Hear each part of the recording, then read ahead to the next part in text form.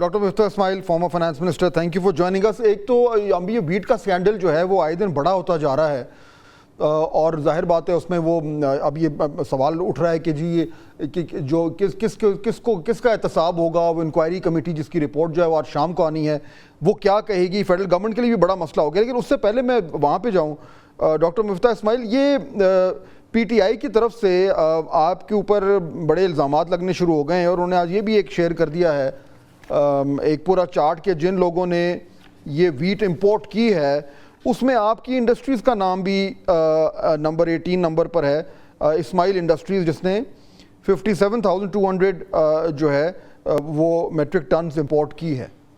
یہ کیا معاملہ ہے؟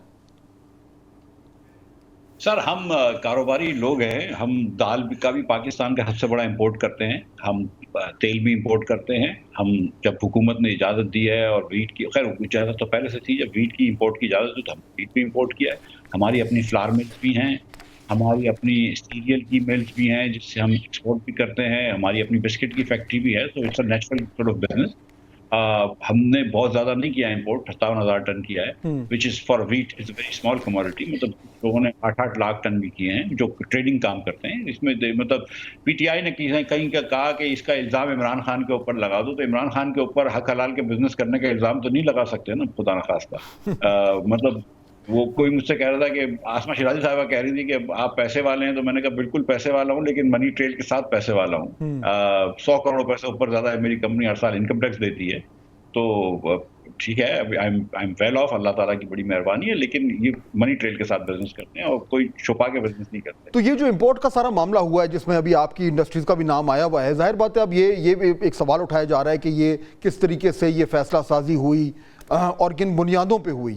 تو پہلے تو مجھے یہ بتائیں, بیکاز ایز فائنانس منسٹر آپ خود ای سی سی کو ہیڈ کرتے رہے ہیں, ویٹ امپورٹ ہر گورنمنٹ کرتی ہے, اس کی ایک ڈیسیشن میکنگ کا پروسیس ہے, انفارمیشن آتی ہے جس کی بنیاد پہ یہ کیا جاتا ہے.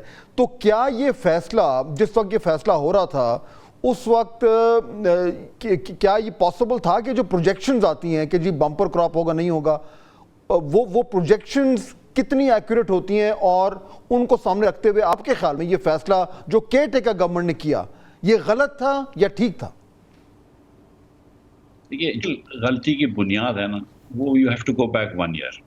پہلے تو ایک فواد بھائی, ایک بات میں ادھر گزارش کرتا ہوں کہ یہ نہیں ہو سکتا کہ گندم مہنگا بکے تاکہ فارمرز کو زیادہ پیسے ملیں, اور آٹا سستا بکے تاکہ روٹی سستی ہو جائے. یہ دونوں چیزیں ایک ساتھ نہیں ہو سکتی. اگر گندم مہنگا ہوگا تو آٹا مہنگا ہو جائے گا, یہ کلیئر ہونی چاہیے نا بات.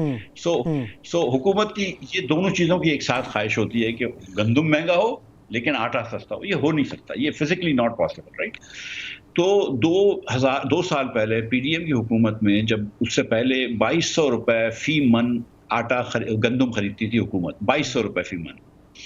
اس کو طارق بشیر چیمہ صاحب کا بھی یہ خیال تھا, میرا بھی خیال تھا کہ 3200 روپے تک کر دیں, کیونکہ مہنگائی بھی تھی, فلڈز بھی تھے, بہت ساری چیزیں تھیں.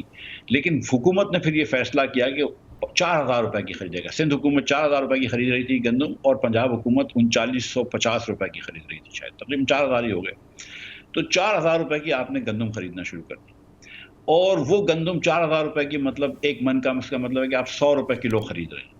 100 روپے کلو یعنی کہ $1 کلو, یعنی کہ $1000 پر. اگر 100 روپے کلو خریدنے کا اس وقت میں 200 روپے کا تھا, تو $500 کا یا $250 روپے کا تھا, تو آپ $450 $450 پر ٹن خرید رہے ہیں. آج دنیا کی بازار $205 میں ہے. آج دنیا کے اندر اگر اس وقت آپ امپورٹ کرنے جائیں تو 58 روپے کا آپ کو گندم مل سکتا ہے. کراچی پورٹ پہ پہنچ کے 65-70 روپے کا آپ کو گندم مل سکتا ہے.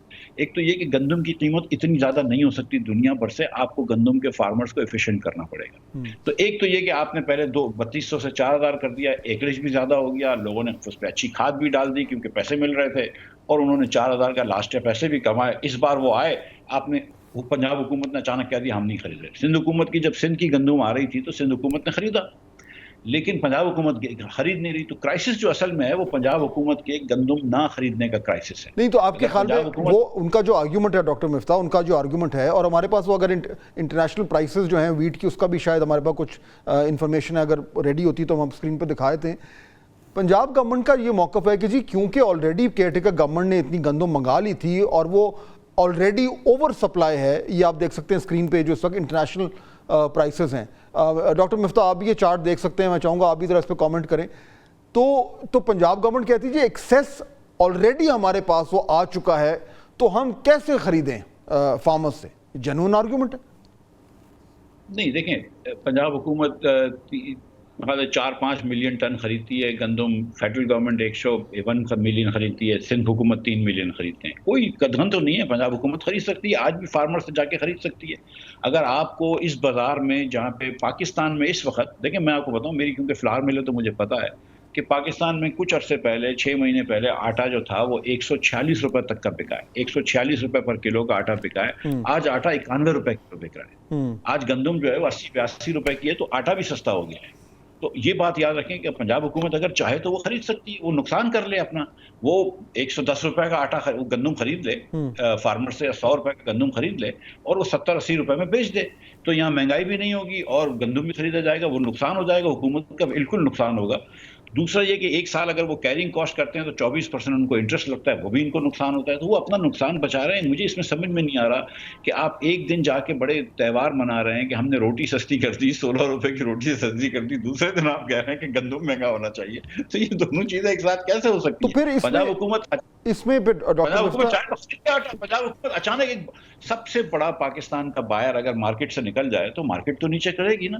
وہ کسان اور اس کا نقصان کیا ہوگا, میں آپ کو یہی بتاؤں کہ اگلے سال آپ کو یہ 300 روپے کا نہیں مل رہا ہوگا گندم, کیونکہ اس سال جو آپ نے فارمرز کو بینکرپٹ کیا ہے تو فارمرز کے پاس تو بیچارے کے پاس پیسے ہی نہیں ہوں گے کہ وہ خریف کی فصل بھی لگا سکے, لیٹ الون کے نیکسٹ گندم لگائے وہ. لیکن آپ کی رائے میں ڈاکٹر صاحب پھر غلطی وہ تھی کہ جب کیئرٹیکر گورنمنٹ نے اتنا زیادہ فارن ایکسچینج خرچ کر کے اور گندم باہر سے منگا لی, یا غلطی یہ ہے کہ اب کیونکہ گندم وہ آ گئی ہے تو پنجاب حکومت جو ہے وہ اس کو کسانوں سے خرید نہیں رہی؟ ان دونوں میں سے ایکچوئل پرابلم کیا ہے پھر؟ میرے خیال سے 3 غلطیاں اس میں, to be very honest with you. پہلی غلطی یہ ہے کہ ہم نے یہاں پر 4000 روپے جو فارمرز کو دینے کا ارادہ کیا, جو 100 روپے, اس کے بعد جو ایکچولی میں آپ کو بتاؤں کہ وہ 115 روپے کا ریٹ پنجاب میں ہوتا تھا, سندھ میں, اور کراچی تک جب گندم آتی تھی, کیونکہ وہاں پہ کچھ قطغن لگی تھی سندھ سے کراچی میں لانے کی, اور ہمیشہ پنجاب حکومت بھی قطغن لگا دیتی ہے پنجاب سے نکالنے کی آٹے, تو 128 روپے کی آپ کو گندم مل رہی تھی. تو آٹا جو تھا وہ 142 سے 146 روپے کا آٹا ہو گیا تھا. آٹا بڑا مہنگا ہو گیا تھا. یہاں پہ لوگ مطلب دیکھیں, آٹے کا کوئی سبسٹیچیوٹ نہیں ہوتا. اگر آپ کے پاس پیسے نہیں ہوتے تو آپ چکن سے گوشت پہ چلے جائیں, گوشت سے چکن پہ چلے جائیں, دالوں پہ چلے جائیں, سبزیوں پہ چلے جائیں, آخر میں آپ روٹی کھا سکتے ہیں, اس کے بعد اس کی کوئی ٹھیک ہے مفتاح صاحب, ہمیں وائنڈ اپ کی طرف جانے ایک بڑا اہم سوال ہے, کائنڈلی اس کا جواب دیجیے گا کہ یہ ایشو تو انفولڈ ہوتا ہی جا رہا ہے, اس کی ٹیکنیکلٹیز ہمیں سمجھنی پڑیں گی, لیکن یہ 3-4-5 سالوں سے ہو رہا ہے. اس کی کچھ یہ سجیشنز دی جا رہی ہیں اس کو سارٹ کرنے کے لیے کہ یا تو گورنمنٹ ایک ریفرنس پرائس سیٹ ہی نہ کرے جس کی وجہ سے امپورٹر کو مسئلہ نہ ہو, ایک یہ سجیشن, اور دوسرا یہ کہ جو لینڈ ہے جہاں پہ سرپلس گندم آ رہی ہے اس کی جگہ میز یا سن فلاور یا کوئی کچھ اور اگا دیا جائے. یہ ان لائنز پہ کیوں نہیں سوچا؟ یعنی گورنمنٹ مارکیٹ سے باہر نکل جائے, یہ بھی آپشن ہے. یہ ڈیبیٹ ہو رہی ہے. دیکھیں چاول کی مارکیٹ میں حکومت ہوتی تھی, جب تک حکومت ہوتی تھی $1 بلین سے زیادہ کا ایکسپورٹ نہیں ہوا. جس دن چاول کی مارکیٹ سے حکومت نکل گئی, ایکسپورٹ ہونا شروع ہو گیا. اس وقت مسئلہ یہ ہے کہ دنیا کی بازار گر گئی ہے, ورنہ تو ہمارے پاس ایکسس جو ہوتا ہے وہ ہم ایکسپورٹ کر دیتے. اب دنیا کی بازار اتنی گر گئی ہے کہ افغانستان والے بھی ہم سے چینی نہیں لیتے. پھر آپ نے تھوڑی سی اسمگلنگ بھی رکوا دی, تو افغانستان بھی آٹا نہیں جا رہا ہے پاکستان کا, گندم پاکستان کا نہیں جا رہا ہے. تو بہت سارے ایشوز ہوئے ہیں. لیکن اگر آپ غلطی دیکھیں, میں آپ کو بتاؤں تو انیشیل غلطی جو تھی وہ یہ کہ یہاں پہ سپورٹ پرائس 4000 روپے کی کرنا بہت غلطی تھی. آپ 2200 روپے سے اچانک 4000 روپے نہیں کرنی چاہیے تھی. وہ ایک بہت زیادہ لارج اسکیل ٹرانسفر تھا اربن سے رورل, اربن پور سے رورل کو, رورل فارمرز کو. لیکن اس کے بعد اس کا نقصان یہ ہوتا ہے کہ جب دنیا میں پرائس گر گئی, تو دیکھیں اگر دنیا میں 58 روپے کی گندم ہے نا, تو ہم 100 روپے کی گندم کو یا 125 روپے کی گندم نہیں کر سکتے. مطلب یہ دنیا میں رہتا ہے, یہ ممکن نہیں ہے. ڈاکٹر صاحب بہت ختم ہو گیا ہمارے پاس.